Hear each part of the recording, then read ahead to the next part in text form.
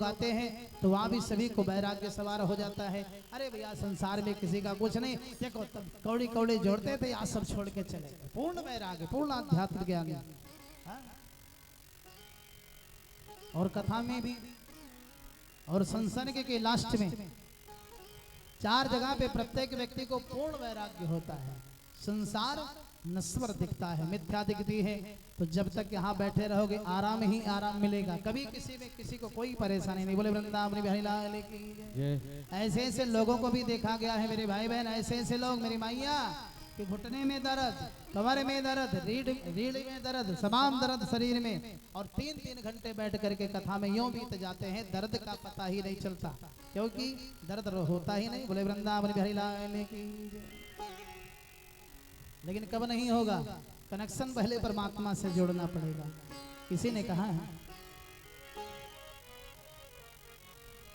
और दुखवा और सुखवा पहाड़ वाली मैया पे छोड़ देहनी, दुखवा और सुखवा पहाड़ वाली मैया पे छोड़ देहनी, अपने किस्मत के कनेक्शन उनसे जोड़ देहनी, अपने किस्मत के कनेक्शन उनसे जोड़ लेनी, दुखवा और सुखवा पहाड़ वाली मैया पे छोड़ देहनी, दुखवा और सुखवा पहाड़ वाली मैया पे छोड़ देहनी, अपने किस्मत के कनेक्शन उनसे जोड़ देहनी, अपने किस्मत के। जय राधे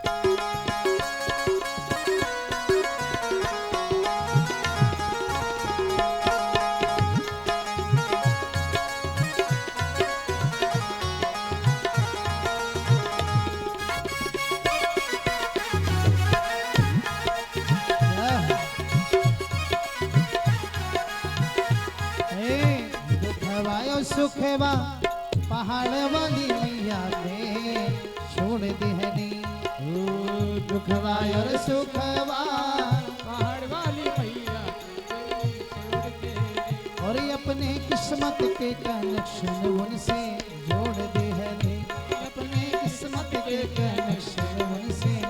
बोले श्री जगत माता की जय, बोले भक्तनिया वाली मैया की। बहुत सुंदर आपके जो है प्रमुख देवी तो माता तपेश्वरी भक्ति वाली माता ही है इस गांव की, पूरे ग्राम समाज की। बोले वृंदावन बिहारी लाल की जय। तो नारद जी से जब 4 कुमारों ने प्रश्न किया कि महाराज कहाँ जा रहे हो आतुर हो करके, नारद जी ने बताया मैं बड़े बड़े स्थानों पे जा करके देखा, लेकिन सत्य किसी के पास नहीं, पवित्रता किसी के पास नहीं, दया किसी के पास नहीं, और दान भी किसी के पास नहीं। अब आप कहोगे कि सत्य कैसे नहीं है, मैं तो हमेशा सत्य बोलता हूँ। तो बोलने को तो हर कोई सत्य बोलता है, लेकिन सत्य के साथ साथ 99 बार लोग हम झूठ भी बोलते हैं, और जब भी झूठ बोलते हैं तो एक भी गणना नहीं करते कि मैंने झूठ बोला, और जब सत्य जैसे बोलेंगे तुरंत उसका प्रचार करेंगे, अरे मैं तो बहुत सत्य बोलता हूँ। तो इसका मतलब सत्य भी नहीं है, तप भी नहीं है।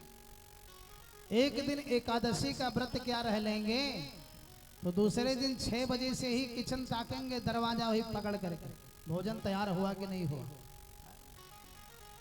2 घंटे तुम अपने भूख को नहीं दबा सकते तो संसार को क्या छोड़ोगे। ऐसे थोड़ी ना भगवान मिल जाएगा, ऐसे मिलना होता बाजार में तो हर कोई खरीद लेता, आजकल रुपए वालों की कमी नहीं है।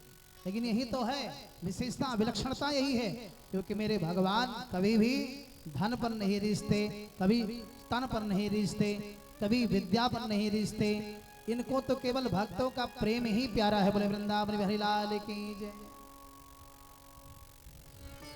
और भगवान यदि किसी को कुछ भी दिए हो तो कभी भी उसका कोई अभिमान नहीं करना चाहिए।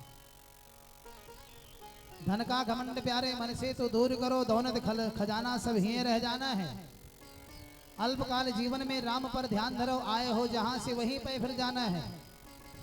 झगड़े और लड़ाई का कुछ भी है काज नहीं, काहे को वृथा में बैर किसी से बढ़ाना है। और लाखों में एक बात मैं बता रहा सबको, काहू को सताओ मत अंत मरी जाना है। बोले वृंदावन बिहारी लाल की जय। नारद जी ने कहा कि महाराज यदि कहीं कुछ शांति मिली तो केवल वृंदावन में मिली, लेकिन वहां भी मैं जब गया तो एक युवती को देखा जिसके बगल में दो वृद्ध पुरुष बड़ी लंबी लंबी सांसें लेकर के और अचेतना अवस्था में सो रहे थे, जिनको इतना भी नहीं पता था कि वो कहाँ है, किस स्थिति में है, किस अवस्था में है। और जब मैं उस स्थान पर गया, वृंदावन में गया, तो उस देवी से मैंने जब उसका परिचय पूछा कि देवी तुम हो कौन, तो उसने अपना परिचय भक्ति बताया। क्योंकि नारद महाराज ने जब पूछा कि देवी कौन हो तुम, तो भक्ति मैया ने बड़ा सुंदर उत्तर दिया है।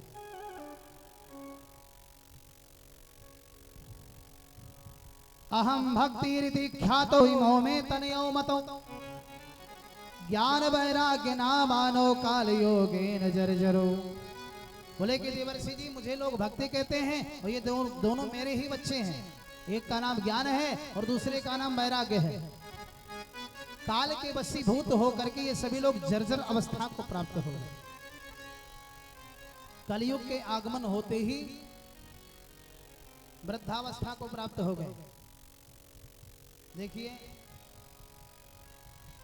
जब शरीर दुर्बल होता है, जब ही शरीर दुर्बल हो तभी व्यक्ति का जरावस्था समझो।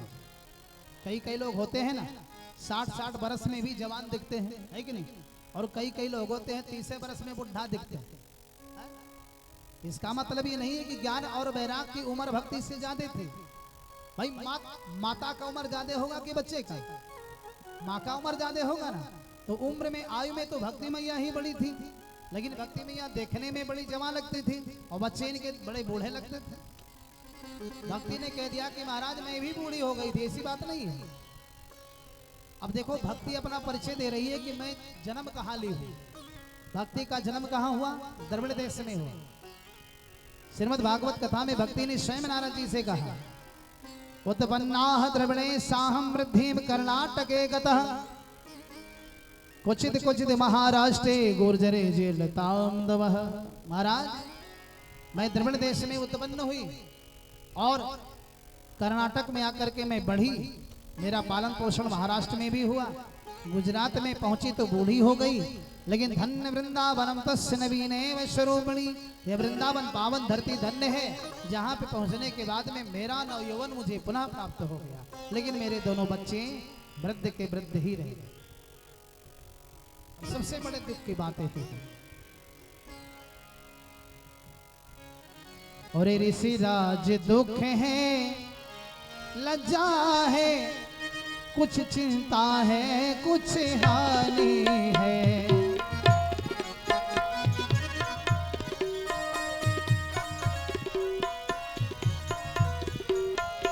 मुनिराज दुख है और लज्जा है, कुछ चिंता है, कुछ हानि है।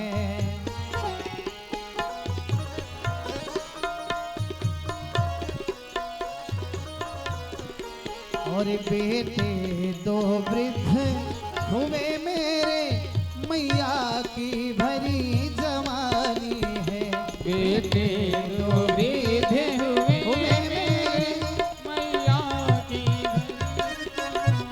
आज भक्ति मैया ने स्वयं नारद जी से कह दिया, कौन ऐसी माँ होगी जो जिसको दुख ना होगा अपने बच्चे के दुख को देखकर। सबसे बड़ी हानि की बात है महाराज, माँ जवान हो और बच्चे बूढ़े, ऐसा कभी देखा ही नहीं गया, है कि नहीं? ये सबके बच्चे जवान होते हैं, माँ बूढ़ी होती है, ऐसा तो प्रत्येक घरों में देखने को मिला, लेकिन माँ जवान हो और बच्चे बूढ़े हो, ऐसा कभी कोई देखा? पहली बार लोग देख रहे हैं। भक्ति ने कहा कि महाराज यही सबसे बड़ा मेरा दुख का कारण है। नारद जी ने कहा आप चिंता ना करो, आपके पुत्रों के दुख को मैं अभी दूर कर देता हूँ। वेद मंत्र को कान में लगे बोलने, वेदांत को लगे बोलने, गीता को तो बार बार सुनाया ज्ञान और वैराग्य को, लेकिन जब तक मंत्र चले तब तक आंख खुली रहे, और जैसे मंत्र को विश्राम दिया जाए तैसे फिर लंबी सांस लेकर के सो जाए। आकाशवाणी हुई, जब नारद जी महाराज भी परेशान हो गए, आकाशवाणी हुई कि नारद जी महाराज सत्कर्म करो, सत्कर्म के उद्योग से ही ज्ञान और वैराग्य पुनः जवान होंगे। अब नारद जी लगे सोचने कि सत्कर्म क्या है। चारों कुमारों से नारद जी ने कह दिया कि भाई भैया, भक्ति के कष्ट की निवृत्ति के लिए, ज्ञान और वैराग्य को नवयौवन प्राप्त कराने के लिए, और सत्कर्म क्या है उसके विषय में जानकारी करने के लिए मैं आपके पास आया। कृपा करके मुझे बताइए कौन सा संसाधन है जिससे माता भक्ति के कष्ट की निवृत्ति होगी, ज्ञान और वैराग्य का भी दुख दूर होगा, और सत्कर्म वो कौन सा है। मुस्कुरा करके चारों कुमारों ने कह दिया कि महाराज सत्कर्म के विषय में आप नहीं जानते। सत्कर्म सूचको नूनम ज्ञान यज्ञो स्मृतो बुधैः श्रीमद् भागवतालापः शतगीतम सुगादिभिः। इस कलयुग में सबसे बड़ा सत्कर्म है 7 दिनों तक बैठ करके भागवत भगवान के कथा का रसपान कर लेना। दुनिया में जितने भी यज्ञ हैं मेरे भाई बहन, किसी का नाम ज्ञान यज्ञ नहीं है। केवल श्रीमद् भागवत ही एक ऐसा यज्ञ है जिसका नाम ज्ञान यज्ञ लिखा गया। कोई यज्ञ करने वाला महात्मा झूठे मूठे भले ज्ञान यज्ञ लिख दे, किसी भी यज्ञ का नाम दे दे, है? लेकिन ज्ञान यज्ञ अगर कोई है तो केवल श्रीमद् भागवत कथा।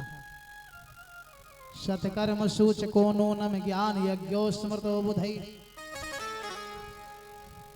जो प्रबुद्ध लोग होते हैं, विवेकवान लोग होते हैं, वो ये ज्ञान यज्ञ करते रहते हैं। और ज्ञान यज्ञ क्या है? श्रीमद् भागवत की कथा को 7 दिनों तक बैठ करके और निरंतर इसका पान कर लेना ही ज्ञान यज्ञ है। यदि ज्ञान और वैराग्य को श्रीमद् भागवत की कथा श्रवण करा दी जाए तो निश्चित भक्ति के कष्ट की निवृत्ति हो जाएगी, ज्ञान और वैराग्य का उनका यौवन पुनः प्राप्त हो जाएगा। नारद जी ने कहा कि भैया तो आपसे बढ़िया वक्ता हमें कहाँ मिलेगा, कृपा करके आप ही सुनाओ। हम बन जाएं जजमान, आप बन जाओ पंडित जी, कथा हो जाए। लेकिन स्थान कौन सा होना चाहिए? चारों कुमारों ने कहा कि कथा तो यहाँ भी हो सकती है, लेकिन यदि यहाँ हम कथा सुनाएंगे तो श्रोता केवल आप रहोगे और वक्ता केवल हम रहेंगे, और कथा में तो सभी लोगों को लाभ मिलना चाहिए। इसलिए स्थान का चयन करो। स्थान कहाँ रखा गया? हरिद्वार में गंगा जी के किनारे। चारों कुमारों ने कह दिया कि जाकर के भक्ति मैया से बोल दो कि आधी रास्ता वो तय करें, आधा रास्ता मैं तय करूं, क्योंकि जितनी दूरी बद्रीनाथ से हरिद्वार की है उतनी ही दूरी वृंदावन से भी हरिद्वार की है, और वहीं मध्य में हम दोनों का समागम हो।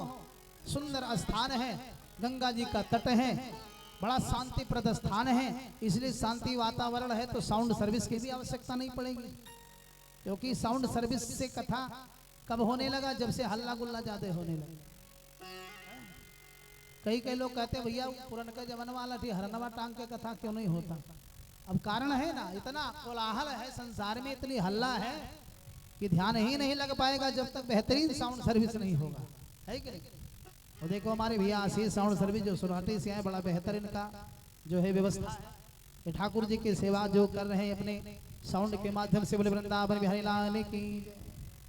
तो चारों कुमारों ने कह दिया कि वहां शांतिप्रद स्थान है, बड़ा शांति है, उसी स्थान पे कथा होनी चाहिए, क्योंकि कथा के लिए स्थान बहुत ही महत्व रखता है। स्थान भी बड़ा सुंदर हो। गोस्वामी जी ने तो लिख ही दिया है कि राम नाम सुंदर कर कार्य। जब भी भगवान श्री राम जी का नाम लेना हो बड़े सुंदर ढंग से लो, अनमन भाव से नहीं लेना चाहिए, कभी मन लगा करके लेना चाहिए। भगवान की जहाँ कथा करनी हो उस वहाँ का पंडाल बड़ा सुंदर हो, गैया के गोबर से लेपन कराओ, स्तंभ कदली स्तंभ आदि का रोपण करो, ध्वजा लगाओ, पताका लगाओ, बंधनवार लगाओ। हाँ, ये सब नियम है। भक्त श्रोताओं के लिए भी उचित बैठने का व्यवस्था किया जाए, जिससे आराम मिले बैठने में। देखो सुंदर मैट पर, और ये बेडशीट की व्यवस्था है ना, इससे बैठने में लोगों को बड़ा आराम मिलेगा। आरामः कल्प वृक्षाणाम, क्योंकि राम जी तो हमारे कल्प वृक्ष हैं। जहां भी आप राम को याद करोगे हुए आराम मिल जाएगा। बोले वृंदावन बिहारी लाल की। जिसे कल्प वृक्ष होता है ना, कल्प वृक्ष के किनारे जाकर के जो भी कल्पना करोगे सारा मनोकामना आपका पूर्ण करता है। ऐसे कथा है कल्प वृक्ष। कथा के वृक्ष, कल्प वृक्ष के नीचे बैठ करके जो भी इच्छा रखोगे वो सारी इच्छा आपकी पूर्ण हो जाएगी। लेकिन विश्वास करके सुनो और अनमन भाव से नहीं, विशुद्ध मन से सुनो। कथा हो रही है, जब सारे संत महात्माओं ने सुना, अरे भैया सनक सनातन सनंदन कुमार जी के द्वारा कथा हो रही है, तो अत्रि वशिष्ठ जमदग्नि भरद्वाज बड़े बड़े महात्मा लोग आकर के कथा सुनने लगे। गृहस्थ भी आए।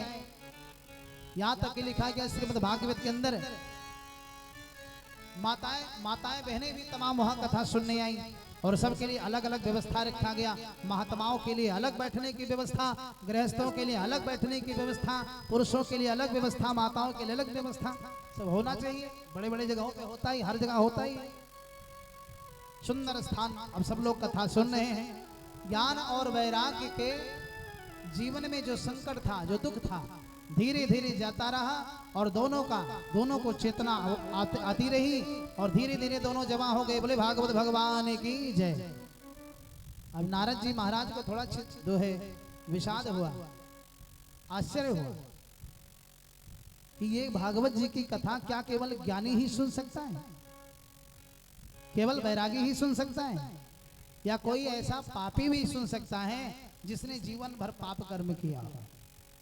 क्योंकि हमने कहा था ना, संत जो होते हैं वो संसार के कल्याण के लिए ही उनके मन में दिन रात भाव चलता रहता है कि संसार का कल्याण कैसे। नारद जी लगे विचार करने कि कलयुग में आने वालों, कलयुग के आने से आसुरी प्रवृत्तियां की बढ़ोतरी होगी। पंचांग में लिखा भी गया है कि कलिकाल में 25% लोग अच्छे होंगे और 75% लोग बुरे होंगे। एक जगह कथा करने हम गए थे, पिछली बार मंच की बात बता रहे, एक भैया मिले, बोले कि गुरुजी हम लोग देखते हैं कि नाच में भीड़ ज्यादा लगती है और कथा में भीड़ कम क्यों लगती है। हमने कहा भैया क्योंकि कथा धर्म मंच है और इस कलयुग में धार्मिक लोग केवल 25% ही लोग हैं, इसीलिए कथा में तो संख्या कम ही होगी ना। लेकिन संख्या कम होने का मतलब नहीं है संख्या कितनी भी ज्यादा हो कितनी भी कम हो, निर्भर इस पर नहीं होता। निर्भर होता है कि श्रोता की कैटेगरी क्या है। अगर श्रोता की कैटेगरी अच्छी है ना तो कम श्रोताओं में भी बड़ा आनंद आता है। बोले वृंदावन बिहारी लाल की जय।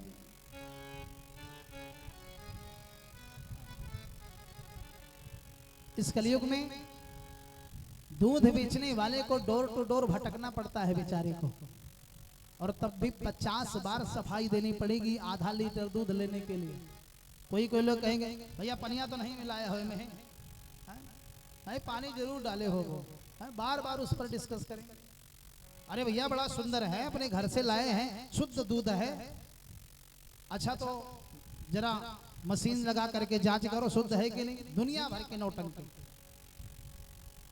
और मदिरा जिसे पीने से दिल दिमाग दोनों खराब हो जाए, स्वास्थ्य की भी क्षति हो, ऐसा थोड़ी ना कि स्वास्थ्य वर्धक है वो।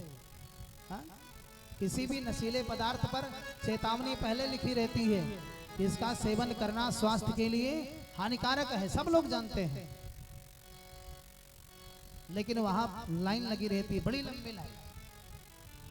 यद्यपि ये जानते हैं कि ये बुरी चीज है, इसका सेवन करने से भी बुरा प्रभाव जीवन में पड़ेगा, लेकिन उसका कोई गम नहीं। जब तक जीवन है खिलवाड़ करते रहो। बोले वृंदावन बिहारी लाल की।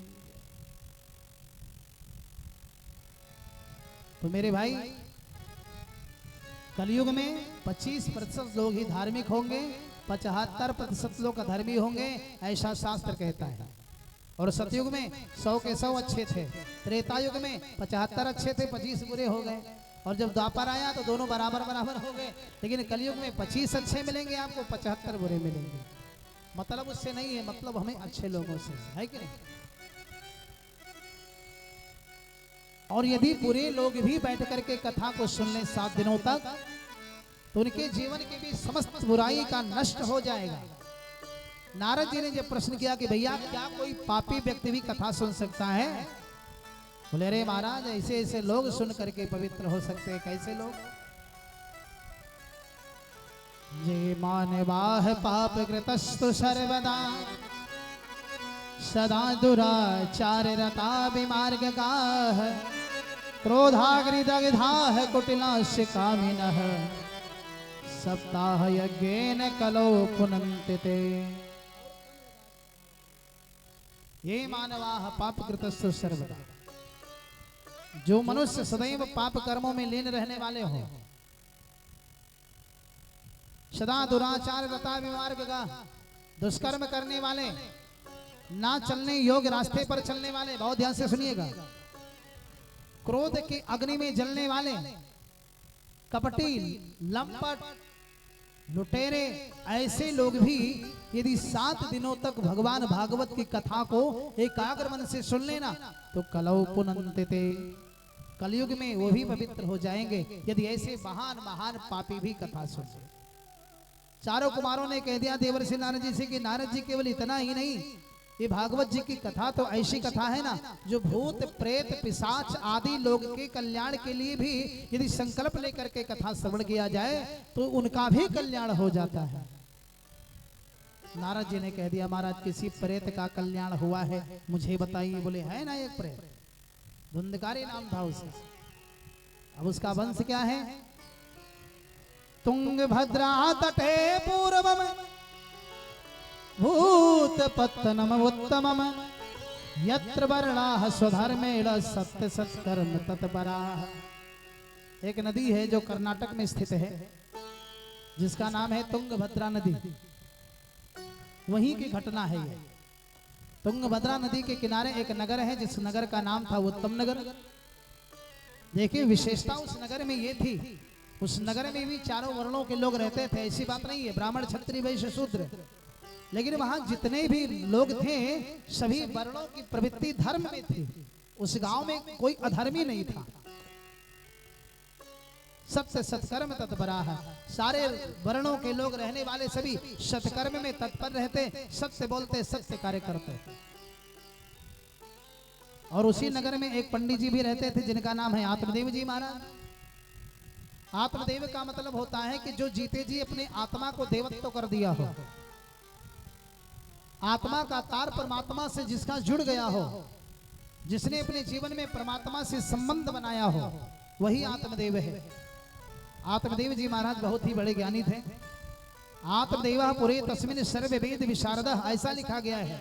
और समस्त वेदों के ज्ञाता थे, शास्त्र पुराणों के भी ज्ञाता थे।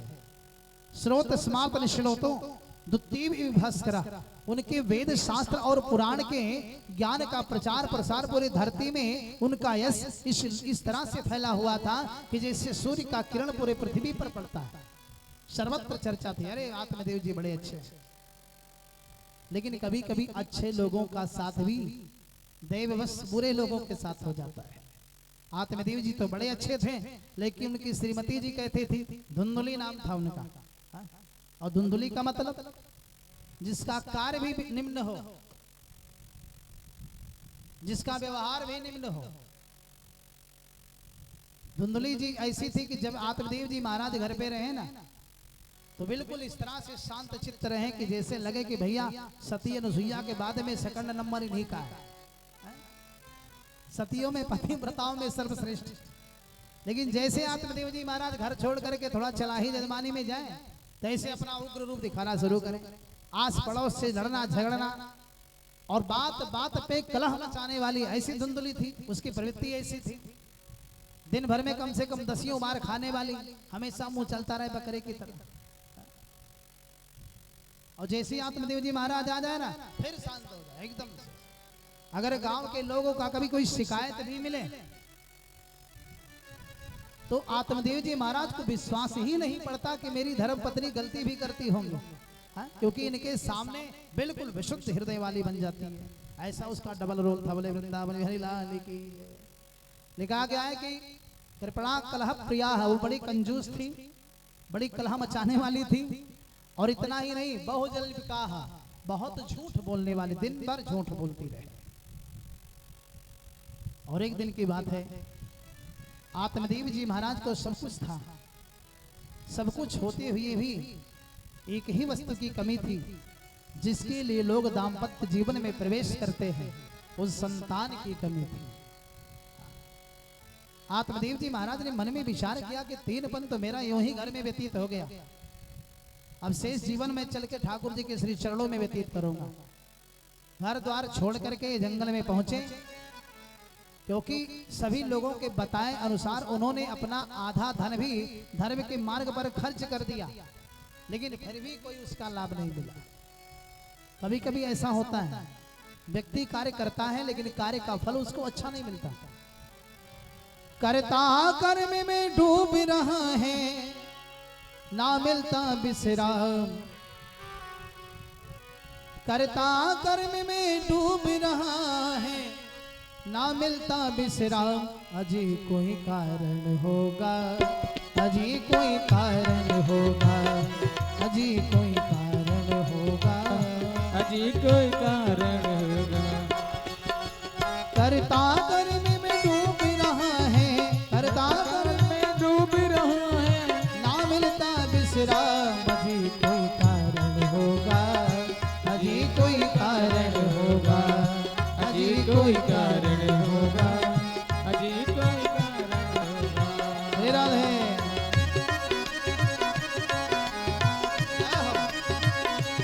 भगवान की सेवा करते हुए ताली से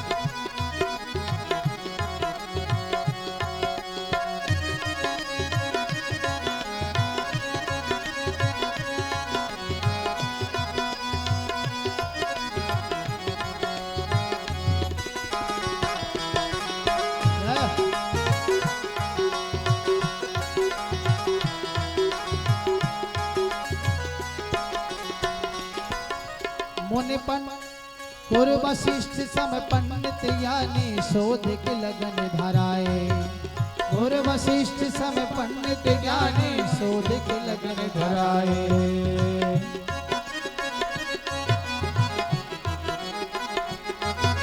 सिया जी के हरण मरण दशरथ को, के हरण मरण दशरथ को, सिया जी के हरण मरण दशरथ को, बन बन भटके राम।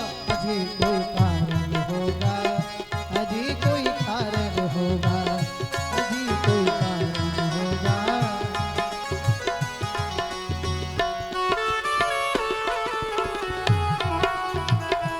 श्री राधे।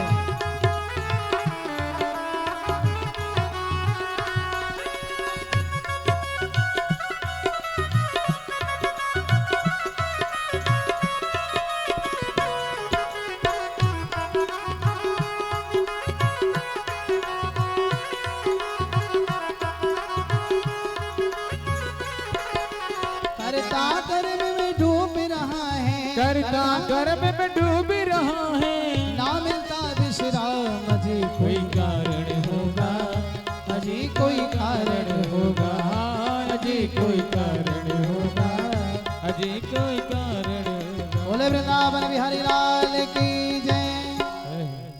तो जब भी हर एक कार्य के पीछे किसी ना किसी कोई कारण, कारण का जन्म पहले होता है, कार्य का जन्म बाद में होता है। अब आधा धन भी धर्म के मार्ग पर जो खर्च कर दिया हो, कोई बोले भैया सचंडी के करा तो करा लिया, कोई बोले महामृत्युंजय करा तो करा लिया, कोई बोला संतान गोपाल करा तो करा लिया, लेकिन सारा यज्ञ पूजा पाठ करने के बाद में भी आत्मदेव जी महाराज को जब इसका कोई फल नहीं मिला तो बड़े दुखी हो गए। जंगल में आए, एक जो है सरोवर के किनारे जाकर के पानी पिया। पानी पीने के बाद एक वृक्ष के छाए में जाकर के बैठकर और अपने पूर्व जन्म के प्रारब्ध को सोच सोच करके बड़े उच्च स्वर से रोने लगे कि मैंने अपने जीवन में कितना जघन्य अपराध किया रहा होगा, जो मुझे इतना बड़ा दुख मिल रहा है। परिवार मिला, समाज में प्रतिष्ठा मिली, धन मिला, संपत्ति मिली, ज्ञान मिला, बुद्धि विवेक मिला, लेकिन फिर भी वो चीज नहीं मिला जिसके लिए हम सभी लोग दाम्पत्य में प्रवेश करते हैं। भाई विवाह करने का मुख्य उद्देश्य क्या है? संतान का सुख है कि नहीं? संतान की प्राप्ति का उद्देश्य लेकर के ही हम विवाह करते हैं। और यदि संतान की प्राप्ति ना हो तो ऐसे विवाह कार्य से ऐसे दाम्पत्य में प्रवेश करने का क्या अर्थ होता है? देखिए, कभी कभी सभी के साथ ऐसी घटना होती है कि हम सभी कार्य तो बहुत बढ़िया करते हैं, लेकिन उस अच्छे कार्य का भी परिणाम अच्छा नहीं मिलता। एक राजा था, उस राजा को भी कोई संतान नहीं था। एक बार अपने पुरोहित जी को बुला करके कहा कि महाराज, संतान के लिए कोई अनुष्ठान कर दिया जाए। पुरोहित जी ने कहा कि राजन, आप श्रीमद् भागवत की कथा करा लो, निश्चित आपको संतान मिल जाएगा। हो गया एक भागवत की कथा। राजा ने कहा कि फल लगभग कब तक मिलेगा? बोले वर्ष भर के अंदर मिल ही जाना चाहिए। लेकिन एक वर्ष के बाद में भी जब कोई संतान की प्राप्ति ना हुई तो राजा ने पुरोहित जी को फिर से बुलाया। बोले कि महाराज, आपने कहा था कि एक वर्ष में संतान मिल जाएगा, लेकिन संतान तो मिला नहीं मुझे। पुरोहित जी ने कहा, महाराज, एक श्रीमद् भागवत की कथा और कराओ, निश्चित मिलेगा। और ऐसे ऐसे लगातार 3 श्रीमद् भागवत की कथा हुई। फिर भी जब कोई फल नहीं मिला तो राजा ने पंडित जी से कहा कि महाराज, मेरे करने में कोई खोट है या आपके करवाने में कोई खोट है, या भागवत बदल गया, आखिर फल क्यों नहीं मिल रहा है? पंडित जी ने कहा कि महाराज, इस पर गहन चिंतन करने की आवश्यकता है, 1 महीने का हमको समय दीजिए। पंडित जी को पता था कि बनारस में एक बहुत बड़े विद्वान रहते हैं। उनके पास गए और अपने दुख का कारण जाकर के बताया। बोले कि महाराज जी, ऐसी ऐसी व्यवस्था है, 3 श्रीमद् भागवत कथा होने के बाद में भी हमारे जजमान राजा को आज तक कभी कोई संतान की प्राप्ति ना हुई, कारण बता दीजिए। पंडित जी ने कहा कि आपको कारण बता दे कि आंखों से दिखा दें। तो पंडित जी ने कहा, महाराज, आंखों से देख लेंगे तो और भी बढ़िया चीज है ना। बोले चलो नदी के किनारे, गंगा जी के किनारे लेकर के आए और उन्होंने सुंदर एक अंजन तैयार किया। और उस अंजन को जैसे ही पंडित जी के आंख में लगाया, बोले कि नदी के उस पार आपको कुछ दिख रहा हो तो बताओ। बोले हाँ दिख रहा है। क्या दिख रहा है? 5 लाशें जल रही थी, जिसमें 3 बुझ गया है, 2 अभी जल रहा है। बनारस के पंडित जी ने कहा कि यही तुम्हारे राजा जी के पिछले कर्मों का हिसाब किताब है। पिछले 10 जन्म पहले भी वो राजा था और उसने 5 निर्दोषों को सजा सुनाई थी फांसी की। उसी का परिणाम है कि उनको 5 हत्या का दोष लगा है। और इस 10वें जन्म के बाद 11वें जन्म में उस हत्या का दोष जो है इसको झेलना पड़ रहा है। क्योंकि गीता में भगवान ने कहा है ना कि करोड़ों जन्म जन्मने के बाद में भी फल भोगना ही पड़ता है। ना भुंक्ते क्षीयते कर्म जन्म कोटि सतैरपि अवश्य में भी भोक्तव्यम कृतम कर्म शुभाशुभम।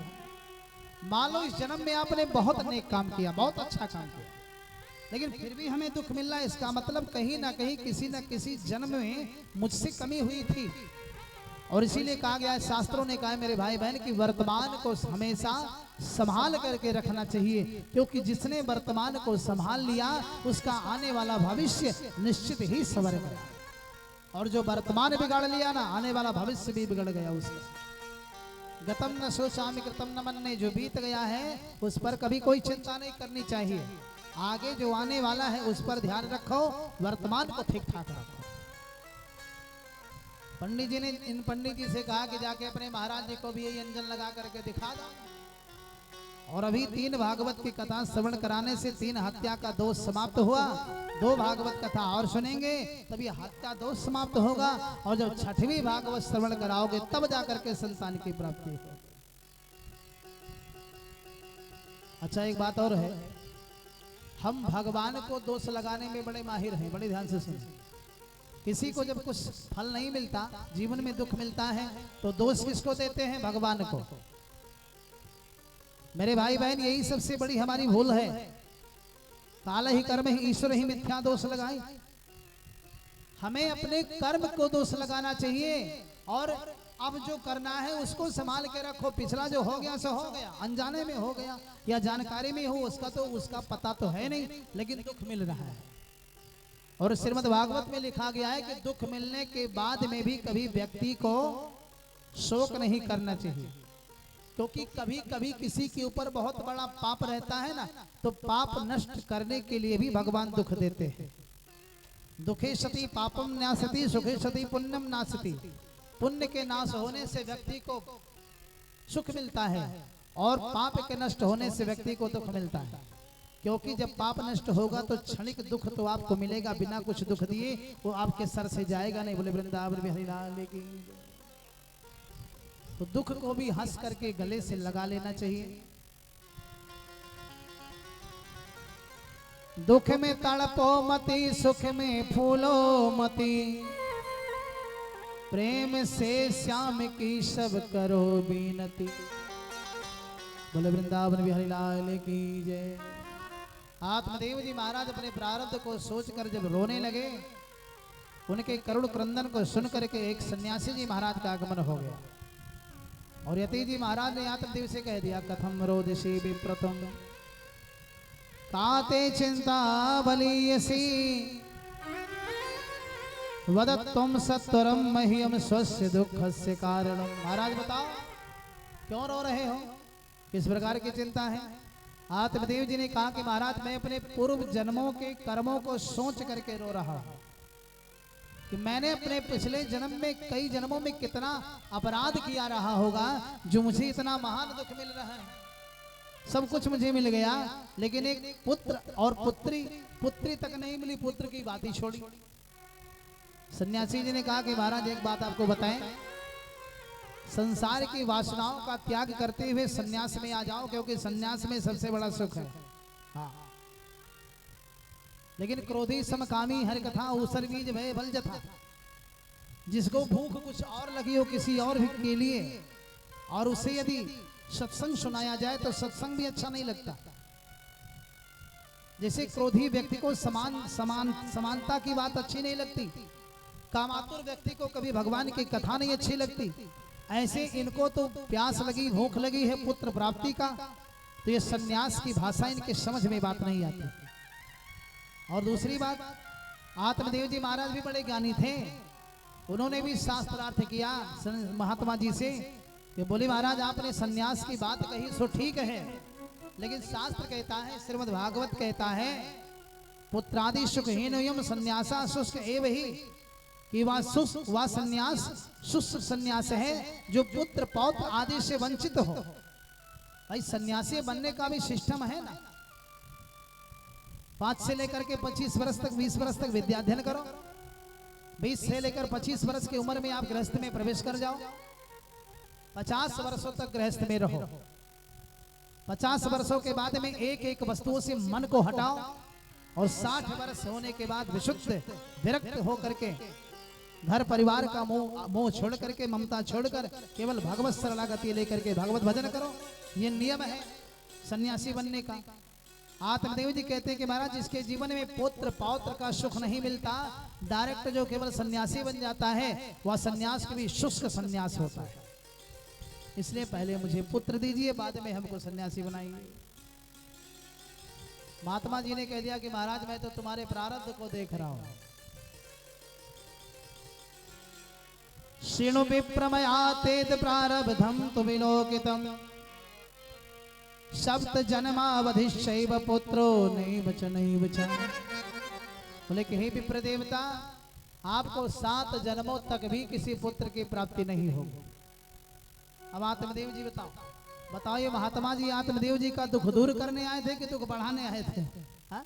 कम से कम ये बेचारा एक ही जन्म के बात को जान करके रो रहा था। अब इसको बोल दिया 7 जन्मों तक तुम्हें पुत्र की प्राप्ति नहीं होगी, दुख तो और भी हरा भरा होगा। कहा भी एक ही जन्म में रोना पड़ता तो 7 जन्म और रोना पड़ेगा ना।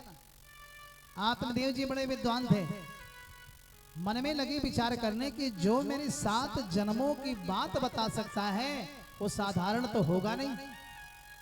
तुरंत इनके चरणों को पकड़ लिया, बोले महाराज आपने मेरे 7 जन्मों की बात बताई तो मुझे पुत्र भी चाहो तो दे सकते हो। सन्यासी जी लगे मन में विचार करने, कहां आकर के फंस गए भाई।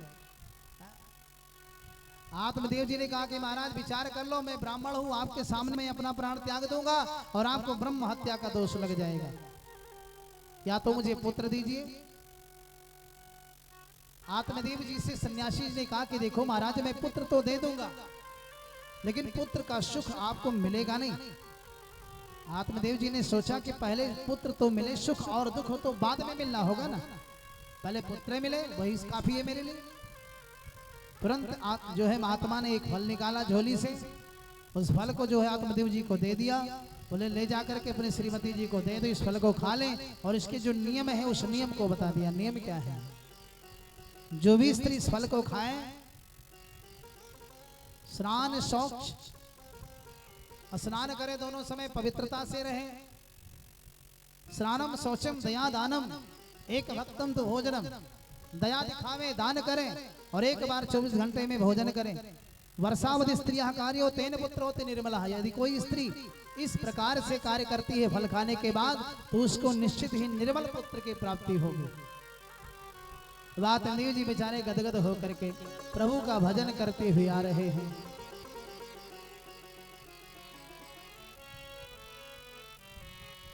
प्रभु जी मेरी लागी लगन मत तोड़ना, प्रभु जी मेरी लागी लगन मेरी लागी लगन मत तोड़ना, लागी लगन मत तोड़ना, लागी लगन मत तोड़ना, प्रभु जी मेरी लागी लगन मत तोड़ना, प्रभु जी मेरी लागी लगन मत तोड़ना।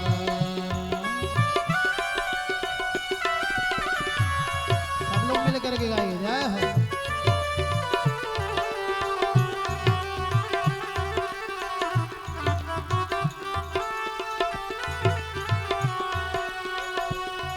हरि जी मेरी लागी लगन मत तोड़ना, प्रभु जी मेरी लागी लगन मत तोड़ना। लागी लगन मत तोड़ना, श्री हरि लागी लगन मत तोड़ना, प्रभु जी मेरी लागी लगन मत तोड़ना, हरि जी मेरी लागी लगन मत तोड़ना।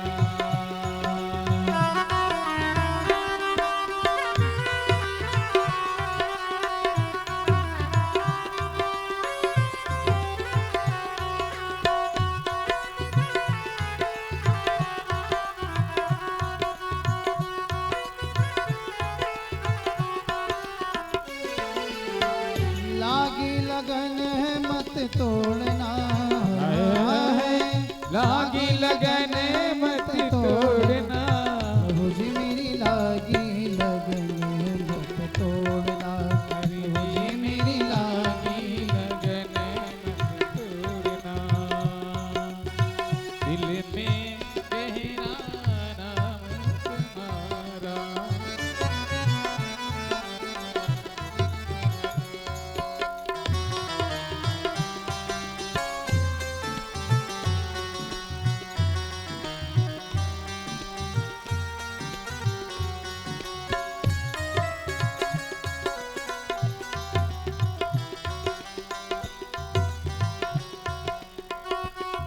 हे गहरे नदिया नाव पुराने, गहरी नदिया नाम पुराने, गहरे नदिया नाव पुराने, गहरी नदिया नाव पुराने, बीच भंवरे मत छोड़ना है, बीच भंवर मत छोड़ना, प्रभु जी मेरी लागी लगन मत तोड़ना, हरि जी मेरी लागी लगन मत तोड़ना।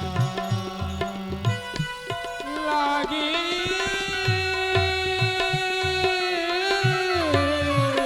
वाह।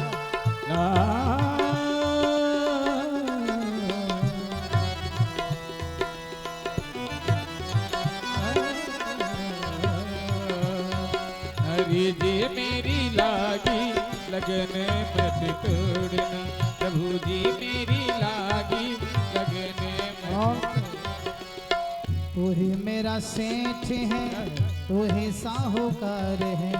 तू ही मेरा सेठ है, तू ही साहूकार है। प्रत्येक लोगों को चाहिए कि अपना संपूर्ण जीवन परमात्मा पर न्यौछावर करते हुए भगवान से कोई ना कोई संबंध जरूर जोड़ ले। भक्त ने कहा तू ही मेरा सेठ है तू ही साहूकार है। तू ही मेरा सेठ है, तू ही साहूकार है।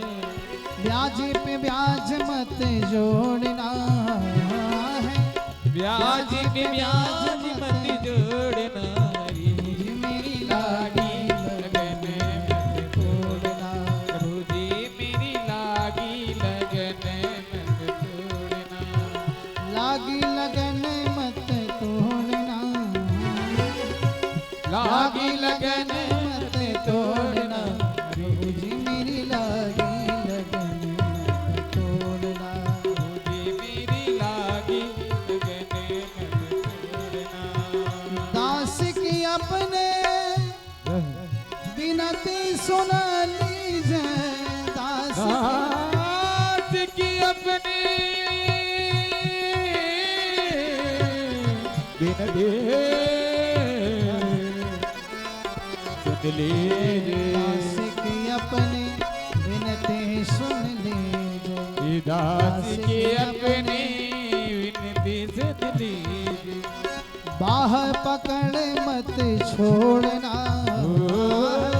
बाह पकड़े मत छोड़ना। प्रभु जी मेरी लागी लगन मत तोड़ना, प्रभु जी मेरी लागी लगन प्रभु जी मेरी लागी लगन मत तोड़ना। भगवत स्मरण करते हुए श्री आत्मदेव जी महाराज घर पे आते हैं। तुरंत जो है अपनी अर्धांगिनी धुंधली को बुलाया और फल दे करके सारी बात बताई कि फल तुम्हें खाना है और इससे तुम्हें इस नियम में रहना है, सत्य बोलना है, दया दिखानी है, दान करना है, जीवों पर जो है दया दिखानी होगी, पवित्रता से रहनी है। ये सारे नियम बता करके अपने कार्य में व्यस्त हो गए, कहीं चले गए घर छोड़कर। और जैसे ही आत्मदेव जी महाराज घर छोड़े, धुंधली मैया का रोना शुरू हो गया, बड़ी उच्च स्वर से रोने लगे। भाई गांव में कोई रोएगी तो रोने की आवाज को सुन करके आस पड़ोस की 2-4 महिलाएं जरूर इकट्ठा हो जाएंगी। यहाँ भी हो गई इकट्ठा। किसी ने कहा कि बहना रोती क्यों हो, कौन सा दुख है? बोले सबसे बड़ा दुख है कि मेरे स्वामी जी मेरे लिए फल लेकर के आए हैं। कुछ स्त्रियों ने कहा अरे तो बड़ा बढ़िया, कम से कम तुम्हारे स्वामी तुम्हारे लिए फल लाते हैं ना, ये तो अच्छी बात है, तुम्हें तो खाना चाहिए। बोले कि बहना वो साधारण फल नहीं है, फल की बड़ी विचित्रता है। कैसा फल है? बोले फल भक्षेण गर्भस्याद गर्भेणोदर वृद्धिता स्वल्प भक्षम ततो शिक्तिर गृह कार्यम कथम भवेत्। फल ऐसा है कि फल को खाने से गर्भ रह जाएगा। तो एक महिला ने कहा तो और भी अच्छी बात है ना, कम से कम भगवान की कृपा है, अभी तुम्हारी गोदी भी तो सुनी है, कम से कम तुम्हारी गोदी भी हरी भरी हो जाएगी। बोले बात ये नहीं है, जब गर्भ रहता है तो गर्भ से उदर की वृद्धि हो जाती है, और जब उदर की वृद्धि हो जाएगी तो भोजन में कम कर पाऊंगी ना, तो जब भोजन कम कर पाऊंगी तो मेरी शक्ति भी कम हो जाएगी, तो मेरे घर का काम कौन करेगा? ये सबसे बड़ी परेशानी। अच्छा, बोले कि मान लो गांव में कभी कोई चोर डाकुओं का आतंक आ जाए, दैवात घाटी ब्रजीत ग्रामे पला एद गर्भणी कथम, ऐसा कोई घटना यदि घट जाए चोर डाकुओं का और लोग गांव छोड़ करके भागना शुरू करें तो मैं भाग कैसे पाऊंगी? ये भी सबसे बड़ी परेशानी मेरे लिए।